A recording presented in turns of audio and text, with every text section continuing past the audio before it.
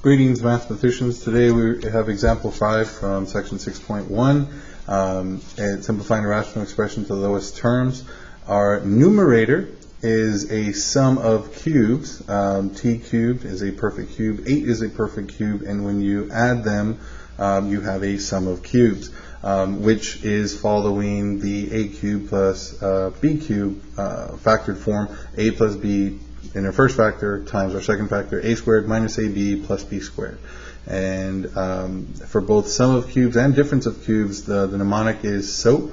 It's the first factor is the same sign followed by the opposite sign and then the always positive sign. So S for same sign, opposite sign, when it's the same sign as what you start with over here. Opposite sign is what from the first factor, and then always positive. So A is the cube root of A cubed, and B is the cube, or A is the cube root of the first term, B is the cube root of the second term. So T cubed, your cube root is T, and 8, the cube root is 2. So T squared is just that, T squared. T times 2 is 2T, but remember it's a minus sign, 2T. And then 2 squared is 4. So our numerator can actually be written factored as t plus 2 times t squared minus 2t, t squared minus 2t plus 4.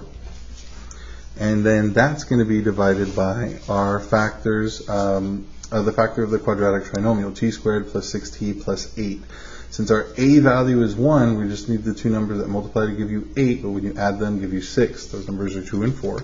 So t plus 2 times t plus 4. So now everything's been factored completely. One thing to remember is the second factor, when you factor a sum of cubes, can no longer be factored further. It's considered prime over the real numbers. So this right here, this quadratic trinomial, can no longer be factored further. However, the t plus 2 divided by the t plus 2 in the denominator simplifies to 1 over 1. So your final answer is this factor divided by this factor here. And since they're the only factors that remain, the parentheses are not required. So t squared minus 2t plus 4, all of that divided by t plus 4. One thing to keep in mind, this 4 and this 4, even though you see it in the numerator and the denominator, they are not individual factors. They're part of this is part of the trinomial, this is part of the binomial.